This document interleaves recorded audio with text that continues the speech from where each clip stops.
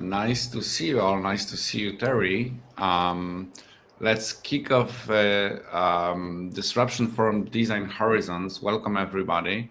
We have a packed agenda today, so I won't keep you waiting too long. We are going to hear experts from financial services, e-commerce, quick commerce, payments, and more. And we're going to talk mostly design, but also a lot of business. But design mostly, AI-powered design, design leadership, next generation UX research, and so on. I would like to thank you all of our fantastic speakers for joining us today. Great to have you on stage. And let's start with the first topic. Here is Terry Behan from Nedbank. Terry, hi. Hey, Radek, good to see you. Terry, good to see you. Our session is about business design, and I when I think about design, I mostly think about clothes or nice things, maybe a watch. But like business, can I design a business? What does it mean? Sure, it's an interesting space, especially for designers. It's arguably relatively new, but I think the way to think about it is as follows. I mean, your product is predominantly what designers are focused on, but you've got your business model, which is the vehicle that takes the product to market, and they're fundamentally different things.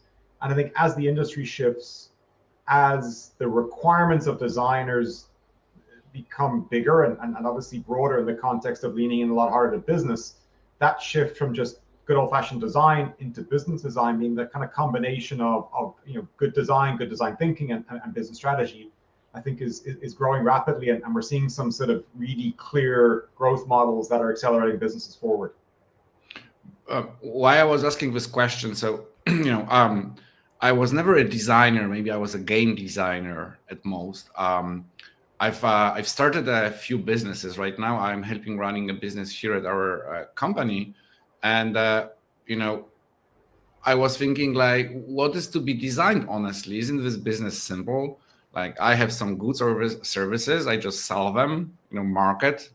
I look at the cost basis, and either it's a good business, I make money, or is it a bad business and I lose money? What is to be designed, honestly, right? Okay, can you tell us why should I even care about this? Sure. So I think we're operating in an environment that's becoming increasingly commoditized. So the things that we make to sell are widely available in abundance, in some cases highly undifferentiated. In some cases, the business model is the thing that provides differentiation. So maybe give you some examples, because I think it comes to life when you talk about it. So there's lots of different kind of products. A good example would be Hilti. So we would all know Hilti as that big kind of gun that puts steel pop rivets into a wall. Well, that's the product. But the business model is shifted for Hilti. Hilti used to sell that to industrial companies onto building sites. But in reality, building managers and site managers don't want large equipment lying around building sites they have to own. They want equipment that, or in this case with the Hilti gun, they want to put a hole in the wall. That's what they're buying. So Hilti realized that it was not while the product was valuable, the business model was not. So what they did was they shifted to selling the product, to providing what you would call product as a service. They said, no, we're not going to sell you the equipment anymore. We're going to provide you the uptime, or we're going to guarantee you the uptime. And we're going to put a premium on that. So the product remained the Hilti kind of gun, but the actual business model shifted to a product as a service model. And in an economic downturn, they saw a 30 to 60% upshift in revenue, because they had an insight that sort of drove that differently. Another good example of that is Peloton. So Peloton have been making spinning bikes for quite a while. And a number of years ago, they said, well, actually, you know what? It's kind of lonely being on a bike all by your lonesome. So what we're going to do is we're going to pivot that, and we're going to kind of, you got to think about the prototype for this, which is a spinning bike, an iPad, and a roll of duct tape. And we're going to now move into the content business. And what they were able to do was shift from just selling the bike to selling a content subscription that put the user or the rider onto a class, either synchronous or asynchronous, with 200 of their closest friends, with rock star instructors. And they saw their sales rocket up, and they saw their subscription model fly. And obviously they've expanded rapidly, and they did that just before COVID. So they had a massive expansion during that period. but they're fun. One was fundamentally different to the other, but the combination of things created a kind of winning business. I mean, the list goes on. You see it in fast-moving consumer goods. Something as sort of simple as the sort of the razor, business called $1 Shave Club. Yeah, yeah. Men don't really dispose of their razors very often, so they would set up a subscription model, which was one of the sort of big upswing in direct-to-consumer models, where instead of buying the product occasionally in the supermarket, and you would normally forget because it's an occasional purchase, they would set that up as a subscription. And they sold that business a number of years ago to Gillette for about $1 billion. Right. They just sort of sold it back to a private equity firm. But there's quite a few examples where the product that we sell, if it's locked into a smart business model, creates much greater opportunity for scale. Right. So Terry, this all sounds too easy, honestly speaking. Like you provided me this groundbreaking insight, which means they don't want a machine, they want a hole in a wall, which sounds easy, right? When you explain this on this conversation, but my assumption is based on experience. It is not so easy to spot it when you run a business, right? We've always delivered machines.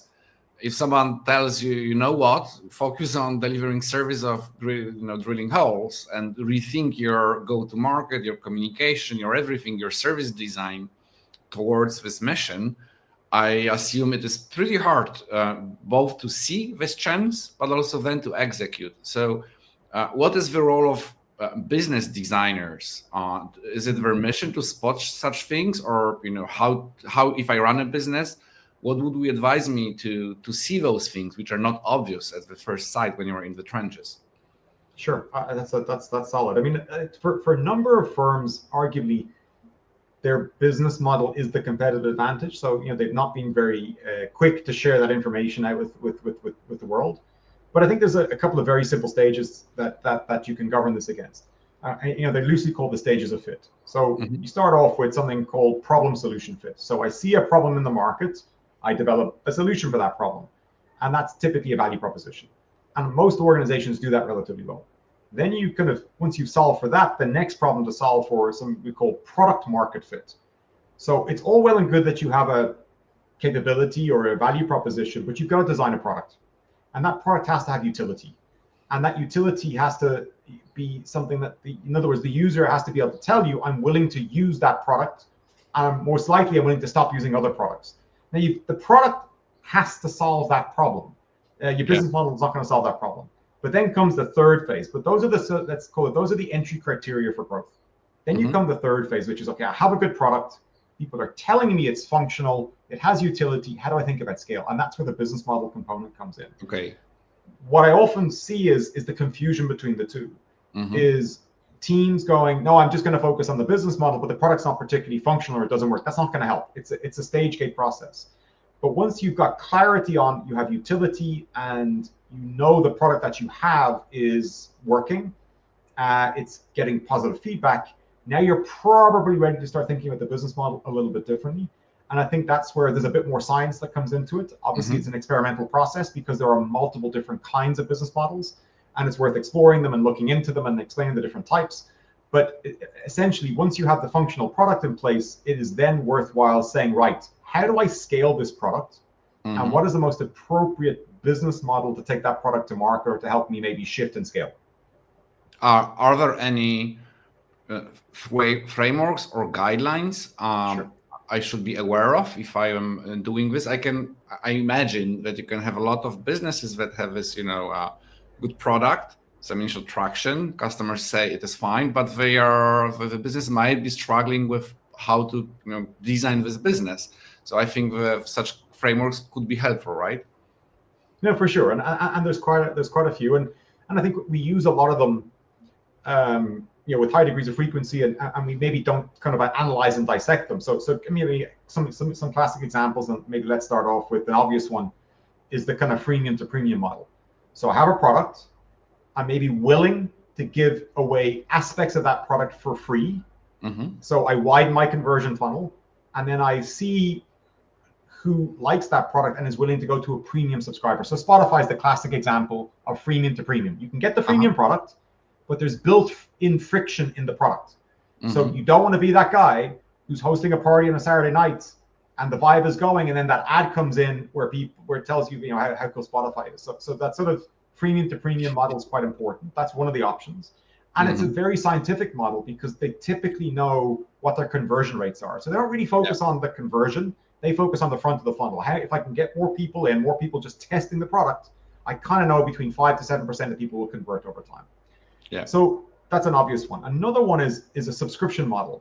So subscription model is typically where I want a product, but I can't afford it. So a good example would be a gym membership, or Virgin gyms is a big one globally. There's lots of them, where I want the product, but I can't afford the product, so I'm willing to subscribe. Now we understand that, we don't think about that as a business model, but that's a classic business model. I've seen that applied into food packaging businesses, where the freeze-dried meals are delivered to your home on a subscription basis. So you get a box at the beginning of every week. In fact, one where I live in South Africa, in Cape Town, kind of recently sort of sold, I think it was 18 months ago, for quite a substantial sum. And they built a very simple proposition, which is people want warm, home-cooked meals, but they probably don't have the time to prepare them. So they would prep those meals. They would sell a subscription model online, and then magically on a Monday afternoon, your 7-day box shows up, and then you've got food at home for the week. And it's efficient, it's effective, and it's a good cost management tool.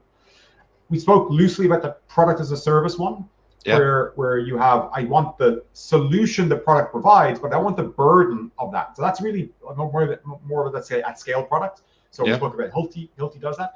The other people that do it really well are Rolls-Royce. So the engines, not the engines, cars. right? So you can't buy a Rolls-Royce engine. Certainly not the ones that are on. You can try to an airplane. You can try, but probably expensive, right? You can maybe get the one in a car, but you certainly can't get the one on an airplane. Why? What are they selling to the airlines? They're selling uptime. Luckily for us. And what are they guaranteeing? They're guaranteeing 100% uptime. So they're selling the service, not the product. A good example is in emerging economies across the world. We're seeing this sort of, as countries grow, there's an increased demand on electricity, and the demand is starting to outstrip supply. So solar in many Southern Hemisphere countries is becoming a preferred mechanism of providing electricity into the home, but solar is expensive. Correct. So there are many companies that are spinning up that are selling solar as a product, as a service. In other words, I'll charge you a monthly fee. I will install on your roof. I will put the meter in place, and you don't have to buy it, but you'll pay me. You'll pay me that. And maybe just other classic examples are cooperative ownership. So maybe we want a smaller group of people want something. So let's call it, the good example is agricultural equipment. So I see arable land. I want to farm that land, but the equipment's expensive. So I go into a co-op with 5 or 6 other farmers, and we form an entity that purchases the equipment, and then we share that equipment. So companies like John Deere mastered the art of doing that because they provide cooperative ownership models, and they actually go out and seek out farmers and put them into co-ops so they can sell them the equipment. And then maybe just close out on 1 or 2 other ones. I think one of my favorite ones is this idea of micro packaging. So the product remains the same. I have a product, maybe coffee, deodorant, butter, washing detergent is a big one. But in mass markets, which represent about 80% of humanity, or in emerging economies, which represent 80% of humanity, people can't afford a 5 kg bag of washing detergent. So they've scaled that down to micro packaging, where I'm buying the same product, but at a maybe 50-gram bag of that particular product. And that has seen massive scale in emerging economies. And probably my favorite is something called product on demand. So I kind of have an idea. I want to make a product, but I'm not sure if it's going to scale. So I go to somewhere like Kickstarter. I build a prototype. I put the prototype up on Kickstarter. And then depending on the number of people who purchase an investment in that prototype will determine if it's going to scale or not. So I think, Radek, there's just a long list of different types of business models that one can consider when looking at your particular business or at your particular product. Not every business model is going to work for every product. It is a process of experimentation, but you can test that out. You can test it out with your customers. And that testing process is free. You don't have to build the business model. You can go prototype it and then go do the rounds with your customers and see if they maybe have an interest in that and ultimately get to an outcome that's positive. Before I ask a next question, just quick shout out to the people who are watching. If you have a question for Terry, just write it down in a place you're watching, and hopefully we will be able to pick it up quickly and ask this question to Terry. We have around 10 to 15 minutes to do so, so please let us know. And going back to conversation, Terry, when you've mentioned all of those things, and I assume this is a disruption forum focused on design, there are a lot of people from design engineering teams that might be interested in this topic, especially in digital space, because I believe those decisions impact how the products are being built and designed, right? Not only the business, well, the design of a business, but if you make a decision that it is going to be a freemium or a subscription, there are different expectations from the end users, and there are different expectations towards infrastructure, but also how it is being designed, right? I did games. The freemium game, it's a completely different game versus AAA game. So any tips on that, how you should manage such a business design decisions with say design and engineering decisions later on? Are they interconnected, or where should we start? Sure, that's a big question. So I think maybe going back to the first point is to acknowledge that they're separate things. Many low-end, highly consumed games, their business model is simple enough. I'm just there to harvest your information and harvest your data. There's really no other play. I'll create an app. It's a very kind of light app. It can be easily downloaded. It can be played remotely. But because that app is been opened, it's harvesting, depending on whether you're on iOS or Android, a lot of different data in the background, and that is being sold on. So a lot of digital products are front end experiences for data collection. I think that's important to note. But if we're getting into sort of the whole discussion around scale and around business models as a vehicle for scale, I think it's incumbent upon engineering teams and design teams to step away from the product occasionally and to go, how are we going to take this to market? What are the steps that we need to go through? And is there optionality out there? Because we might feel constraints. And something worse sometimes, Radek, than seeing a good product that you can see is functionally a good product, and you can see there's no thought whatsoever been given to the business model. They're just trying to sell it in the same channel they sold the previous product in. And that product then has limited ability to scale. Right, or there is a frustration that the old ways of doing things with new more business design won't fly, right? And maybe there's issues that you're addressing the wrong tree or solving the wrong problem, right? No, spot on. I mean, the sense for me is I teach in a number of MBA programs, and I teach modules on innovation and design, and I combine them together. And a lot of the struggles that the students that I see have, and this is in different markets, is they all come up against the same problem. They're under pressure to ship a product to market quite quickly, which is common. But I think what I've often noted is, from a leadership point of view, from a design leadership point of view, it's incumbent on us to create the space to think about the product and beyond the actual functionality of it, and to really look at the different optionality on business model. And I think the key thing is, I think you raise an important point around risk, because there's often a concern that is, well, we're taking too much risk here, so we don't want to change how we ship that product to market. So I would say the answer is a very simple one. It's called growth hacking. You don't have to go full tilt. You can, let me go back to the Hilti example. Hilti does not sell 100% of its product through the sort of product as a service model. It sells, it depends on the market, let's call it 50-50. It sells a good chunk of it through that, because some people want that. They want the contract, they want the uptime, they just want the hole in the wall. They want guaranteed replacements within 24 hours.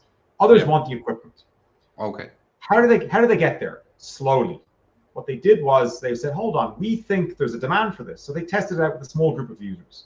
Those users said, no, we like it. Then they sort of scale that to a bigger group of users. So I often say, your job is to get your first customer.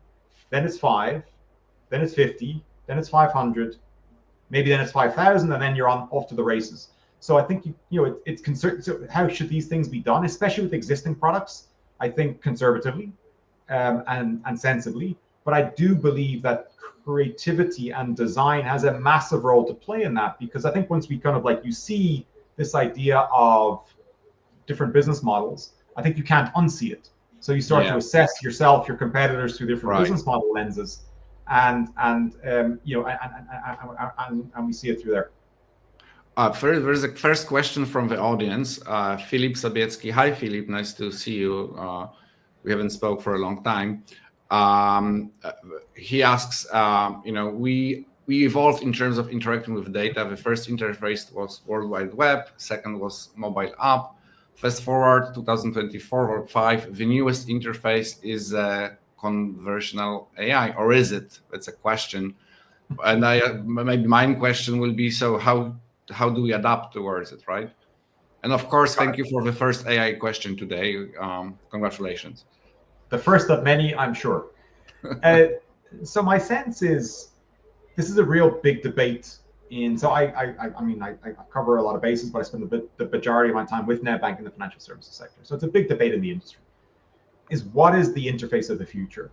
On the one extreme, it's just a button on your screen with a highly intelligent interface that's able to interpret and predict your requirements, and in many cases interfaces for you with other interfaces on your behalf. That's the one extreme, and that's certainly an option. And then on the other extreme, it's, well, I want to still go through a kind of like a click down hamburger menu, a choice architecture to get to those decisions. I think the answer is going to be, into the future, the user will decide. Yeah. So what I'm seeing at the moment is, with a lot of leading banks globally, is they're working out both, and they're allowing the user to determine what kind of interface they want to have, because not everybody wants to talk to a machine.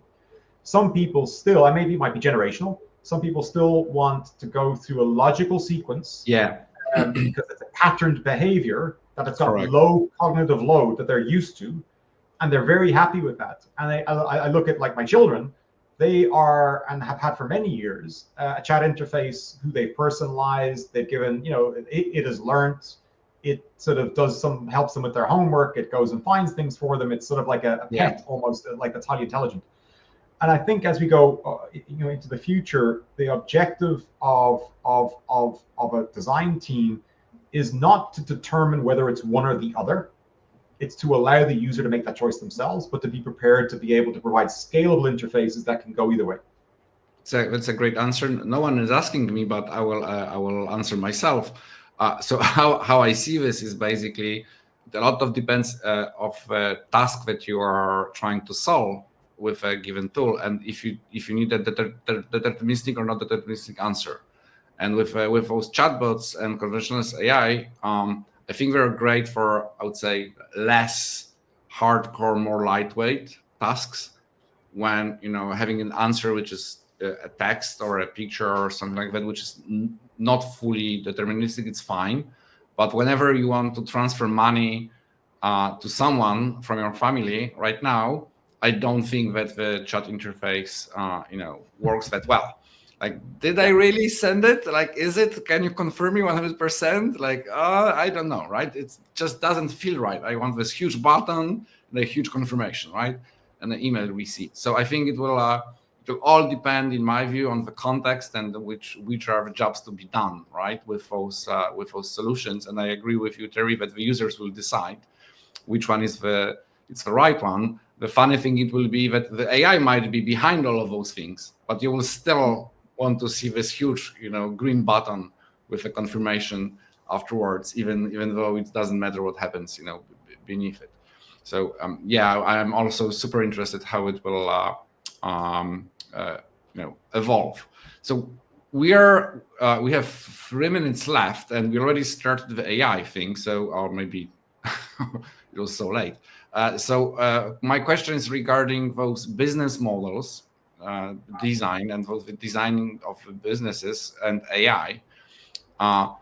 Is AI opening potentially new models for new type of designs for businesses that we should be aware of, or is it too early to tell? it's opening them up so fast, it's hard to keep up. I think the challenge is speed and optionality from an AI point of view does not necessarily equal good. So I'll give you an example. Both Miro, it's a classic design tool, and Figma are, have early stage prototypes where they're able to auto-generate screens. Certainly Miro can auto-generate screens based on sort of text-based sort of prompts. Now, what you know and I know, and certainly the design community will know, is that it takes a lot of hard work to really build something that is intuitive, that is easy to use, and that serves the user's needs. One of the big concerns that I have from an efficacy point of view at the moment is that the tools coming into the market will potentially be overused or used incorrectly, and we'll see a lot of interface, a lot more. So the cost of designing an interface is going to come down. That means more people are going to enter the market and try and do it. So what are you going to see in the market is a lot more bad stuff or poor interfaces and fewer better ones. So I think that if we're talking just classic kind of design interface AI, I think we're going to end up like the music industry. And if you look kind of the Spotify top playlists, who gets played on Spotify? Well, Taylor Swift. The top 10 to 20 artists take 90 to 95% of the revenue. And then the remaining 5% is shared out amongst 10 to 20,000. So good is not good enough anymore. There's going to be a lot, I think a huge amount of reliance on smart, intelligent designers to guide smart, intelligent tools, but you have to put them together. I think once you separate them out and you have anybody just entering a prompt and coming up with a solution, I think that's just not going to be a suitable, scalable solution in the market. Because guess what? The market is not growing. The market's going to remain relatively finite. So we've got to serve those users a lot better. And I think that's certainly the role of the designer. And I would argue two things. One, get on top of the new tools coming out, master them, because if you don't, somebody else will. But also going back to the original discussion around business model design, is that's AI ain't going to help with business model optionality anytime soon. It's just nowhere near ready. So I think there's still that role of smart, creative thinkers who can look at different options and come up with even new ways of taking a product to market that will help scale the industry. So designers, but also the products that we build and serve. Terry, thank you for this answer and conversation. Before we end, just a quick segue into our internal stuff at Netguru. You can call it auto promo. We are soon publishing a guide about AI assistants or AI agents or whatever you call this new thing. I strongly believe this is something that can change some of the business design models for us in professional services. I think it is most likely, but also in different software as a service businesses as well. It is going to be out soon. Stay tuned, and maybe you will get the message out of our team after the event. Again, if you have questions for Terry, maybe he will be happy to answer them after the show. I hope he's fine with adding him on LinkedIn and asking more questions. Terry, thank you very much for the conversation. It was great to have you, and see you soon. Thanks, Radek, and best of luck for the rest of the day. And by all means, if someone wants to hit me up on LinkedIn, I promise I'll get back to them as soon as possible. You heard Terry, so do that if you're more interested in this exciting topic. Thank you. See you. Bye. Take care. Bye-bye.